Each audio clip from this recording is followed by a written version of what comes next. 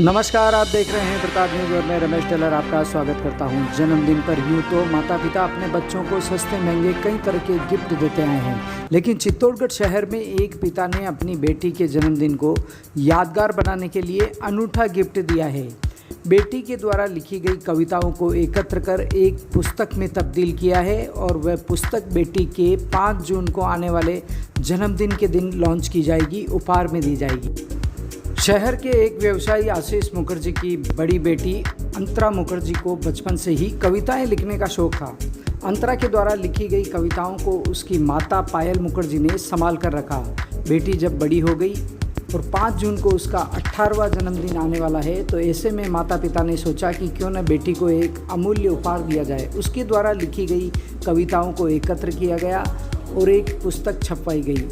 उन रचनाओं को एक पुस्तक में तब्दील करते हुए अस्तित्व नामक शीर्षक से पुस्तक छपवाई। ये पुस्तक बेटी के 18 वर्ष पूर्ण होने जाने के बाद 5 जून को उसके जन्मदिन पर लॉन्च की जाएगी। चलिए बात करते हैं किस तरह से इन माता पिता ने अपनी बेटी के लिए ये अमूल्य और यादगार तोहफा देने का फैसला किया है।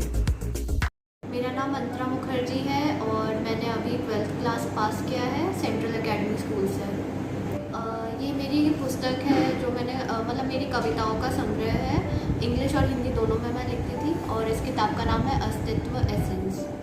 और इसमें मेरी अलग अलग कविताएं जो मैं 6-7 साल की थी तब से लिखती आई हूँ अभी तक। इसमें 52 पोएम्स हैं। 100 पेजेस की ये बुक है और अलग अलग टॉपिक्स जैसे विमेन एम्पावरमेंट, नेचर, एनवायरनमेंट, फिर मेरे दोस्त जो है उनके ऊपर मैंने कविताएं लिखी है, टीचर्स के ऊपर, मेरे माता पिता परिवार वालों के ऊपर और भी कई ऐसी चीज़ें जो छोटी छोटी हमारे समाजों में होती रहती है, उनसे रिलेटेड मैं कविताएं लिखी। मतलब पढ़ाई के अलावा हर इंसान को किसी ना किसी चीज़ में इंटरेस्ट रखना चाहिए। जैसे मेरा जो छोटा भाई है उसको डांस करना बहुत अच्छा लगता है और मुझे इस बात की खुशी है कि जो मेरे मम्मी पापा है वो हम दोनों को ही हमेशा जो भी हमें करना अच्छा लगता है उस चीज़ के लिए प्रोत्साहित करते हैं। तो मुझे बचपन से ही लिखना अच्छा लगता था।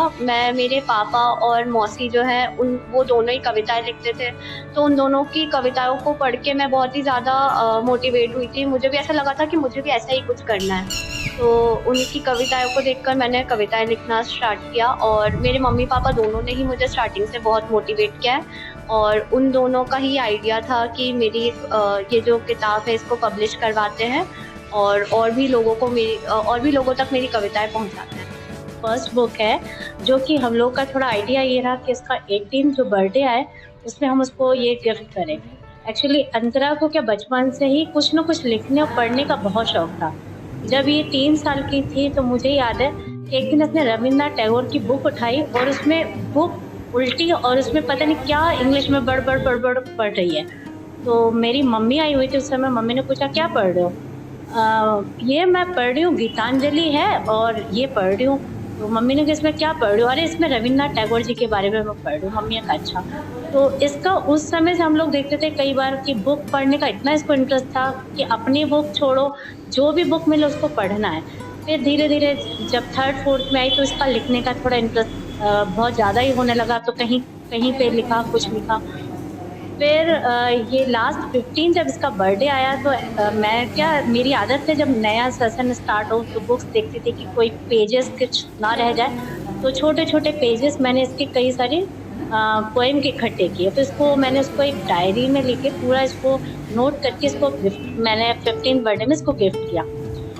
फिर इसका अभी इतना इंटरेस्ट देख के फिर मैंने इसको बोला कि यूट्यूब में चैनल डालो, अपना जो भी पोइट्री है वो लिखो। फिर लास्ट इनके फादर को भी लिखने का बहुत शौक है, तो उनसे इन्होंने बहुत इंस्पायर है अपने पापा से। तो इनके पापा का ये पूरा आइडिया इनके पापा का ही है। अस्तित्व एसेंस जो नाम है इसके अंदर जो पिक्स कुछ ये बनी हैं, प्लस ये जो पूरा आइडिया इनके पापा और इन्हीं का ही है। दोनों ने मिलके अभी हम लोगों ने सोचा लास्ट इनका 18 बर्थडे में ये बुक इनको गिफ्ट की जाए। तो ये बुक आप लोगों को अमेज़न के थ्रू सब आप लोग ले सकते हैं और पढ़ के बिटिया को मोटिवेट कीजिए ताकि वो और आप लोगों के लिए अच्छी पोइट्री लिखे।